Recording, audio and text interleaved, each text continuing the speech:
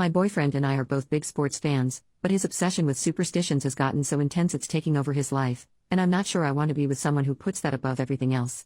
I, 24 female, have been dating my boyfriend, 24 male, for 17 months, and we have lived together for 5 months. He is a wonderful guy and he treats me great and doesn't have a mean bone in his body. We get along with each other's friends and families and we have the same sense of humor and common goals and beliefs. I know we are young and I don't want to rush, but I love him and can really see a future with him. There is just one problem that I feel is getting in the way. It may seem like such a stupid and insignificant problem because he doesn't hit me or cheat on me or use drugs or alcohol to excess. But it's really affecting our relationship. My boyfriend is obsessed with sports and is really superstitious when it comes to his teams. We live in Massachusetts and he is obsessed with the Red Sox, the Bruins, the Celtics, the Patriots and the Revolution. I like sports as well, but he takes it to a whole different level. He gets superstitious and has routines and things he does because he believes it will help his team win. Some examples: earlier this season the Red Sox went on a winning streak. The day they won their first game he had a day off work and he fallen asleep on the couch the night before still wearing his socks, so for the entire winning streak he refused to take off or change his socks. He was washing his hair and body in the bathroom sink and wearing clean clothes, but he wouldn't change his socks or wash his feet. This went on for days and it was gross and his feet smelled so bad and he admitted he could smell them too, but he didn't care because he said it helped the team win. When the NFL season started this year my boyfriend's car was in the shop, so when he went to work the day before opening day, he walked to work and then took the bus home at the end of the day.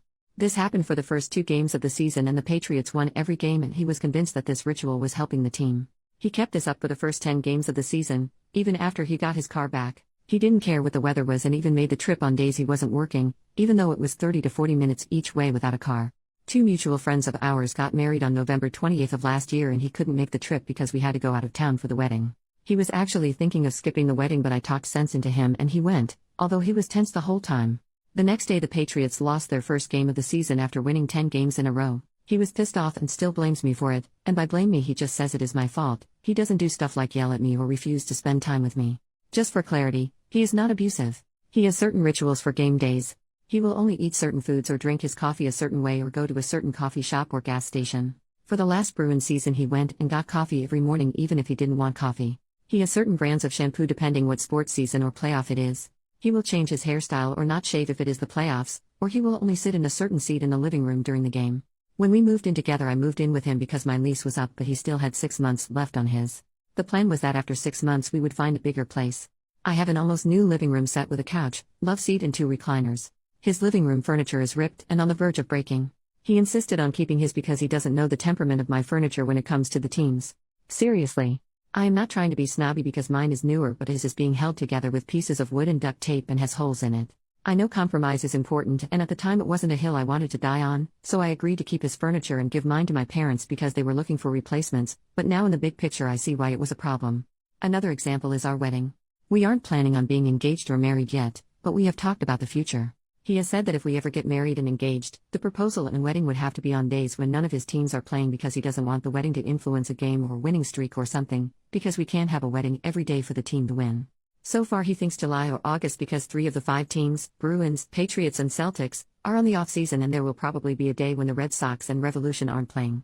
He can't guarantee it will be a Saturday though. I am not saying anything for now because we aren't at the wedding or engagement stage, but it bothers me that he is so serious about this that it would affect our wedding. If we did get married and it was a game day I wouldn't even mind getting married sometime before the game was on and then have TV with the game at our reception. As I said, I'm a sports fan also, and I like the same teams he does. I enjoy watching sports but I think he takes it too far. These are just some examples, there are many others. I have tried talking about this and he's saying I don't understand how important all this is. As I said, he doesn't pick fights with me or yell or mope or anything and he doesn't get emotionally or physically abusive. His family members are sports fans also and they say he has always been like this. Although they don't take it as far as him and they thought he was being dumb with the walking to work so the Patriots would win. I convinced him to talk to a therapist about these compulsions and that included couples therapy where we could talk, and he agreed to go, but the therapist said he didn't have a problem and was normal, and yes, he was honest in therapy, at least when I was there. I wanted a second opinion so I picked a therapist and the same thing happened. So now he is convinced that he doesn't have a problem and I just don't understand. Like I said, he is wonderful in every other way. He is a good person, he isn't a snob to anyone and he treats me well and doesn't cheat or be abusive. He spends time with me and is attentive. And even when we debate about his sports obsession he doesn't yell or get mean. I love him very much and I can see a future for us. I enjoy watching games with him. But his obsession and superstition with sports is giving me second thoughts because while I like sports my life doesn't revolve around them. Since 2 therapists have said he is normal and not mentally ill or anything, he is convinced this is fine. We are due to move into a bigger place in a month, and while we haven't signed the lease yet, I'm not sure I want to do it without addressing this, but I don't know what else to do to make him listen. Am I being irrational and not understating, or am I right to be concerned about this and thinking of ending it? If anyone has any advice or thoughts, I would appreciate them. Thank you in advance for reading. Update 1 year later. Firstly, I would like to thank everyone who posted supportive and kind comments. I'm sorry I didn't answer them all. I had posted with a throwaway and some stuff had happened and I had forgotten I posted for a while. Now things have kind of evened out and I wanted to give an update for everyone who was supportive. He is now my ex-boyfriend. I read all the posts in a few days after I decided to talk to him again. It didn't go well at first, and that should have been a sign. There was a Red Sox game on when we were both home from work and they lost, and he was upset with me for talking to him and not letting him focus on the game, and interrupting the things he had to do. He was convinced they lost because of that and we had a huge fight. I should have ended it there. But I didn't. The next day we were both off work and he got me roses and cooked me lunch and there was candlelight and music and he asked me to dance with him there in the living room. He apologized and promised he would do better. He acknowledged it wasn't fair to me and said he wanted to get help and see another therapist. He talked about the future and us having a life. I stupidly listened. He did make an appointment with a therapist. He talked with me about his feelings and how I was feeling. He said he agreed that we would get new furniture for our new place.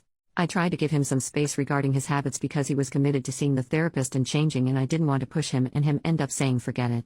He was much more attentive though. I thought he changed or was at least really trying, but I was wrong.